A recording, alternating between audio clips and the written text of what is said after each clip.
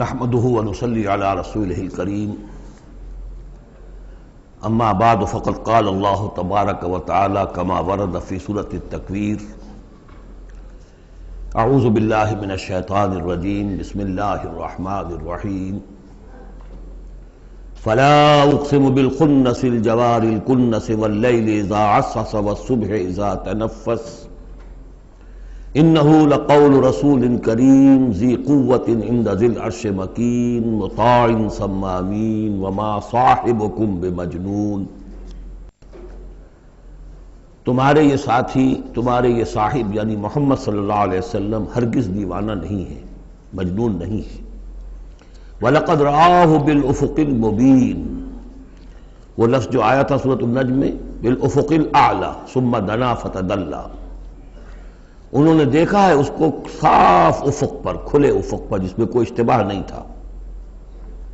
وَمَا هُوَ عَلَى الْغَيْبِ بِضَنِينٍ، اور وہ غیب کے معاملے میں حریص یا بخیل نہیں ہے، یعنی محمد الرسول اللہ صلی اللہ علیہ وسلم ایک جانب تو یہ حریص اور بخیل جو ہے قریب کے الفاظ ہیں، ایک ہی شے کے دو ایسپیکٹس ہیں، یعنی ان کی زندگی جو تمہارے سامنے رہی ہے 40 برس جو گزرے ہیں، کیا انہوں نے کبھی کوئی کاہنوں کے ساتھ دوستی گانٹھی، غیب کے حالات معلوم کرنے کی کوشش کی، کوئی تپسیائیں کی تھی اس کام کے لیے کہ انہیں غیب کی خبریں ملیں؟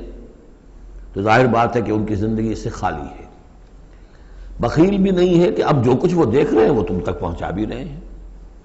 کاہن کو اگر کوئی وہ ہلدی کی گانٹھ مل جاتی ہے تو اس کا پنساری بن کے بیٹھ جاتا ہے، اس کے پیسے مانگتا ہے، نذرانے مانگتا ہے، پھر کہیں جا کر کوئی خبر دیتا ہے۔ ہمارا یہ نبی ہے کہ جو بھی اسے غیب سے معلوم ہو رہا ہے، جو کچھ وہ دیکھ رہا ہے، سب عالم غیب ہے، فرشتہ عالم غیب میں سے ہے، اس کا مشاہدہ ہوا ہے، وہ ساری چیزیں تم کو بتا رہا ہے۔ تو وہ غیب کے معاملے میں جو علم بھی اللہ تعالیٰ کی طرف سے انہیں دیا جا رہا ہے، اس کو تم تک پہنچانے میں بخل سے کام نہیں لیتے۔ وما ہوا بقول شیطان الرجیم، اور یہ ہرگز کسی شیطان رجیم کا قول نہیں ہے، یعنی کچھ شیاطین جن تم نے سمجھا ہو کہ انہوں نے آ کر حضور کو یہ پٹی پڑھا دی ہے، معاذ اللہ۔ یہ سورہ حاقہ میں بھی آ چکا ہے، فلا اقسم بما تبصرون وما لا تبصرون، میں قسم کھاتا ہوں ان چیزوں کی بھی جو تم دیکھتے ہو اور ان کی بھی جو تم نہیں دیکھتے۔ انہ لقول رسول کریم وما هو بقول شاعر قلیلا ما تؤمنون ولا بقول کاہن قلیلا ما تذکرون۔ اب دیکھیے کاہن کو جو خبر ملتی تھی وہ جنات سے ملتی تھی، وہ ما لا تبصرون میں سے ہیں، اور شاعر جو شعر کہتے تھے وہ خود کہتے تھے وہ ان میں سے ہیں کہ ما تبصرون۔ فلا اقسم بما تبصرون وما لا تبصرون انہ لقول رسول کریم وما هو بقول شاعر قلیلا ما تؤمنون ولا بقول کاہن قلیلا ما تذکرون۔ یہاں بھی فرمایا یہ کسی شیطان رجیم کا قول نہیں۔ فأین تذهبون، تو تم کدھر جا رہے ہو؟ بجائے اس کے کہ جو وحی آ رہی ہے محمد صلی اللہ علیہ وسلم پر، اس سے اپنے دلوں کو منور کرو، اپنی زندگی کے صحیح رخ کو اختیار کرو، کدھر جا رہے ہو؟ ان ہوا الا ذکر للعالمین، نہیں ہے یہ مگر بس ایک تمام جہان والوں کے لیے نصیحت، یاد دہانی۔ ذکر کا لفظ ہے یاد دہانی، اس کا بہترین جو ہے مفہوم ہے کہ وہ حقائق جو تمہاری فطرت میں مضمر ہیں، تمہاری روح میں وہ سب کچھ تھا، پردے پڑ گئے تھے، تمہاری توجہ نہیں رہی تھی، تم اپنی اس روح سے غافل ہو گئے تھے۔ وَلَا تَكُونُوا كَالَّذِينَ نَسُوا اللَّهَ فَأَنسَاهُمْ أَنفُسَهُمْ، اب قرآن آ کر ایکٹیویٹ کر رہا ہے تمہارے اپنے اسی انر کانشسنس کو، جو ڈورمنٹ تھا اسے ایکٹیویٹ کر رہا ہے۔ لِمَنْ شَاءَ مِنْكُمْ أَنْ يَسْتَقِيمَ، ہر اس شخص کے لیے جو تم میں سے چاہے کہ وہ سیدھے راستے پر آ جائے، جو بھی طالب ہوگا ہدایت کا، جو صراط مستقیم حاصل کرنا چاہے گا، اس کے لیے یہ یاد دہانی ہے۔ وَمَا تَشَاءُونَ إِلَّا أَن يَشَاءَ اللَّهُ، پھر وہی بات، تمہارے چاہے بھی کچھ نہیں ہو سکتا جب تک اللہ نہ چاہے۔ یہ دو مشیتیں ملتی ہیں، تم بھی چاہو اور اللہ بھی چاہے، تب کام ہوگا۔ اللہ کا اذن ہوگا، اللہ کی توفیق ہوگی، تمہارا ارادہ ہوگا۔ تمہارا ارادہ نہیں تو اللہ زبردستی ٹھونستا نہیں، زبردستی ٹھونس دے تو پھر جزا و سزا کا کوئی سوال نہیں، پھر یہ سارا کا سارا معاملہ ہی جو ہے وہ باطل ہو جاتا ہے۔ الا ان یشاء اللہ رب العالمین، تمہارے چاہے کچھ نہیں ہو سکتا جب تک نہ چاہے اللہ کے جو تمام جہانوں کا رب ہے۔ سورۃ الانفطار، وہاں آپ نے دیکھا تھا کہ 13 آیات آئی تھی کہ جن میں قیامت سے قریب کے واقعات کا تذکرہ تھا، اور اس کے بعد آیت آئی تھی علمت نفس ما احضرت، یہاں اس کو مختصر کیا ہے اور 4 آیات کے اندر، لیکن اس کے بعد علمت نفس ما قدمت واخرت، اس کی وضاحت، اور جو نتیجہ نکلے گا سورہ تکویر میں وہ نہیں تھا کہ کیا نتیجہ نکلے گا، بلکہ یہ کہ کدھر جا رہے ہو، ادھر جا رہے ہو یا ادھر جا رہے ہو، لیکن سورہ انفطار میں وہ دونوں کے نتیجے بیان کر دیے جائیں گے کہ ادھر جاؤ گے تو کہاں پہنچو گے، ادھر جاؤ گے تو کہاں جاؤ گے۔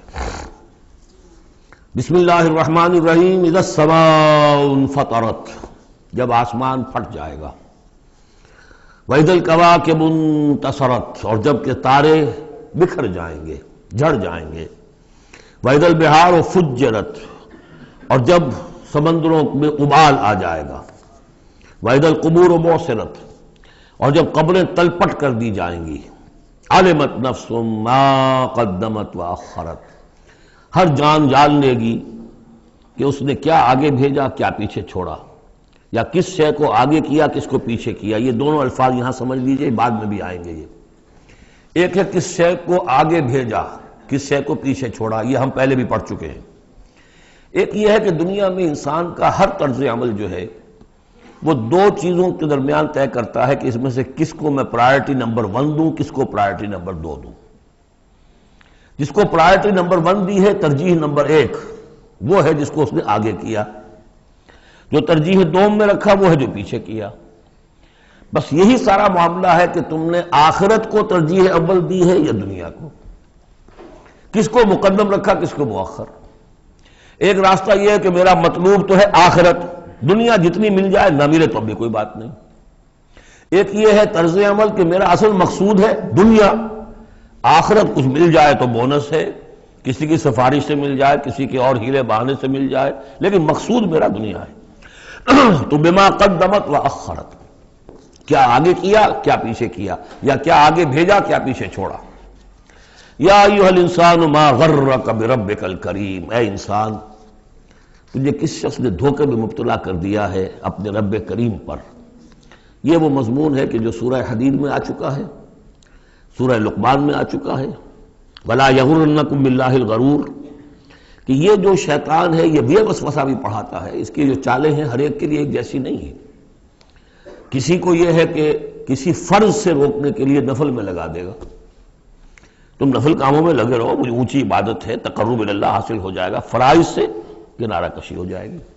کہاں یہ اقامت دین اور کہاں یہ فرائض دینی چھوڑو، آپ تو بس ذکر کیا کرو اور تہجد پڑھا کرو، رات کو جاگا کرو، بس یہ ہے اصل۔ لیکن تو فرض سے غافل کر کے اگر نوافل میں لگایا بیڑا غرق کر دیا۔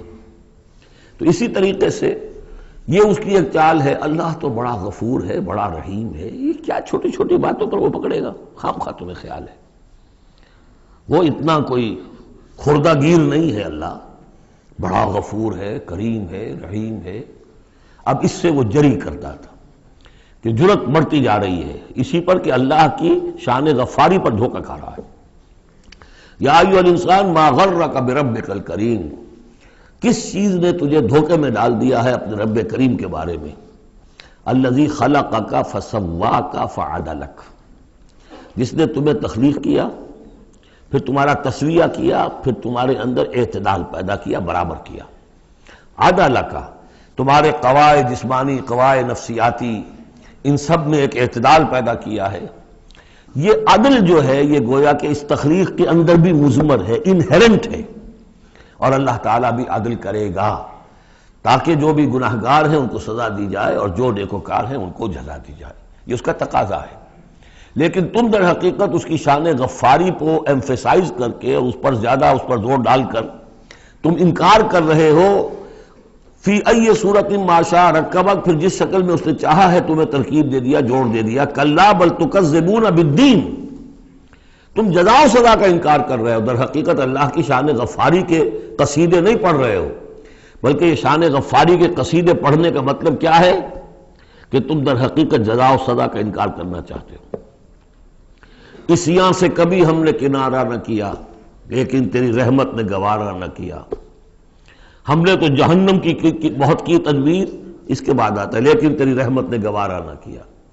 ہاں، عصیاں سے کبھی ہم نے کنارہ نہ کیا، پر تو نے دل آزردہ ہمارا نہ کیا۔ ہم نے تو جہنم کی بہت کی تدبیر لیکن تیری رحمت نے گوارا نہ کیا۔ یہ بالکل وہی فلسفہ ہے، جہنم کی تدبیر کر رہے ہو تو اس کے عدل کا تقاضا ہے کہ جہنم میں پہنچائے تمہیں. یہ دھوکہ دے رہے ہو اپنے آپ کو، اس کے جزا و سزا، اس کے عدل کا انکار کر رہے ہو.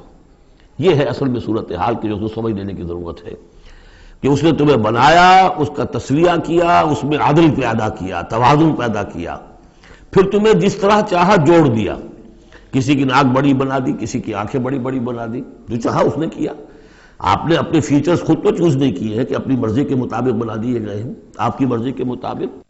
حضرت حسان ابن ثابت نے کہا ہے حضور کے بارے میں کہ کأنک خلقت کما تشاء، اے نبی ایسے معلوم ہوتا ہے کہ آپ کو تو پیدا کیا گیا جیسا کہ آپ نے چاہا. آپ کا حسن جو ہے وہ اپنی جگہ پر ایک شے تھی، وہ ایک اعجازی صورت ہے. ظاہر بات ہے انسانوں کو جو بھی ملتا ہے وہ تو اپنا، اس کے ان کا چوائس کوئی نہیں. فی ای صورت ما شاء رکبک، مختلف اجزاء کو جس صورت میں چاہ جوڑ دیا. کلا بل تکذبون بالدین، اصل بات کیا ہے کہ تم جزا و سزا کا اور عدل کا انکار کر رہے ہو. وَإِنَّ عَلَيْكُمْ لَحَافِظِينَ، جبکہ ہم نے تمہارے اوپر محافظ فرشتے بھیجے ہوئے ہیں. یہ تو پھر سب ایکسرسائز ان فیوٹیلٹی ہوئی. کائے کو ہم نے فرشتے بھیجے؟ خامخواہ کو دو دو سنتری تمہارے ساتھ ہم نے بٹھا رکھے کائے کے لیے؟ اگر جزا نہیں، سزا نہیں، پکڑ نہیں، محاسبہ نہیں، کچھ نہیں، تو یہ کیا ہے؟ ہم نے کاہے کے لیے کیا؟ وَإِنَّ عَلَيْكُمْ لَحَافِظِينَ كِرَامًا كَاتِبِينَ، وہ بڑے باعزت فرشتے جو لکھ رہے ہیں، يَعْلَمُونَ مَا تَفْعَلُونَ، جو جانتے ہیں جو کچھ تم کر رہے ہو. یہ چیز اللہ نے پھر کاہے کے لیے کی؟ یہ سب جیسا کہ میں نے کہا ایکسرسائز ان فیوٹیلٹی ہے. یہ تو عبث ہے، کار عبث، اور اللہ تعالیٰ کوئی کار عبث بیکار نہیں کرتا. تو نتائج نکلیں گے. نتائج کیا ہیں؟ ان الابرار لفی نعیم، نیکوکار اللہ کے وفادار بندے وہ ہوں گے نعمتوں میں. وان الفجار لفی جہیم، اور جو فاسق و فاجر ہوں گے، جو کہ اپنی نفس کی شہوات و خواہشات کے بندے بندے ہوں گے، لفی جہیم، وہ جہنم میں ہوں گے. یصلونہا یوم الدین، داخل ہوں گے اس میں یوم الدین کو، جزا و سزا کے فیصلے کا دن. وما ہم عنہا بغائبین، پھر وہ وہاں سے کہیں جا نہیں سکیں گے، غائب نہیں ہو سکیں گے. وہاں سے نکلنے کا کوئی سوال نہیں، وہاں سے بھاگ جانے کی کوئی جگہ نہیں. وما ادراک ما یوم الدین، اور تمہیں کچھ پتہ ہے، کسی نے کچھ بتایا ہے یوم الدین کیا ہے؟ ثم ما ادراک ما یوم الدین، پھر تمہیں کچھ اندازہ ہوا ہے کہ یوم الدین کیا ہے؟ یوم لا تملک نفس لنفس شیئا والامر یومئذ للہ، جب کسی جان کو کسی دوسری جان کے لیے کوئی اختیار حاصل نہیں ہوگا، اور امر کل کا کل اللہ کے ہاتھ میں ہوگا. والامر یومئذ للہ لمن الملک اليوم للہ الواحد القہار. واتقوا یوما لا تجزی نفس عن نفس شیئا ولا يقبل منها شفاعۃ ولا یؤخذ منها عدل ولا هم ينصرون. وہ دن جانتے ہو، وہ دن. وما ادراک ما یوم الدین ثم ما ادراک ما یوم الدین یوم لا تملک نفس لنفس شیئا والامر یومئذ للہ. سورۃ المطففین، یہ اصل میں 4 سورتوں کا ایک گروپ ہے، ان کے مضامین میں بڑی گہری مناسبت ہے. سورۃ التکویر، سورۃ الانفطار، پھر یہ مطففین، اور اس کے بعد پھر آئے گی سورۃ الانشقاق. بسم اللہ الرحمن الرحیم. ویل للمطففین، تف کہتے ہیں بہت حقیر سی شے کو. کم تولنا، کم ماپنا، کتنا فرق ڈال لے گا آدمی؟ 2 تولا، 4 تولا، ایک سیر جو ہے اس میں اتنا ہی کرے گا، کیا کرے گا؟ اتنی حقیر سی شے سے اپنا ایمان فروخت کر رہا ہے. تباہی ہے، بربادی ہے، ہلاکت ہے، ویل ہے. جہنم کی بدترین وادی ہے ان کے لیے جو کمی ڈالتے ہیں. مطففین الذین اذا اکتالوا علی الناس یستوفون، وہ کہ جب لوگوں سے ناپ کر لیتے ہیں تو پورا لیتے ہیں. وَإِذَا كَالُوهُمْ، اور جب ناپ کر انہیں دیتے ہیں، اور وزنوہم، یا وزن کر کے انہیں دیتے ہیں، یخسرون، تو کمی کر دیتے ہیں. یہ جو ہاتھ کی تھوڑی سی جنبش ہے، یہ کیا بتا رہی ہے؟ یا تو اسے یہ خیال نہیں ہے کہ اللہ مجھے دیکھ رہا ہے، یا اسے یہ خیال ہے کہ موت کے بعد جی اٹھنا نہیں ہے. سیدھی سیدھی بات ہے. 2 میں کی تیسری سوال کیا ہوگا؟ یہ چھوٹی سی چیز ہے، تل کی اوٹ میں پہاڑ. یہ ہاتھ کی یہ حرکت بتا رہی ہے الا یظن اولئک انہم مبعوثون، کیا ان کا یہ گمان نہیں ہے کہ انہیں دوبارہ اٹھایا جائے گا؟ یہ کیسے ہاتھ کی جنبش ہو رہی ہے؟ انہیں بعد سے بعد الموت پر ایمان نہیں ہے. لیوم عظیم، ایک بڑے دن کے لیے انہیں اٹھایا جائے گا. یوم یقوم الناس لرب العالمین، جس دن کے لوگ کھڑے ہوں گے تمام جہانوں کے رب کے سامنے۔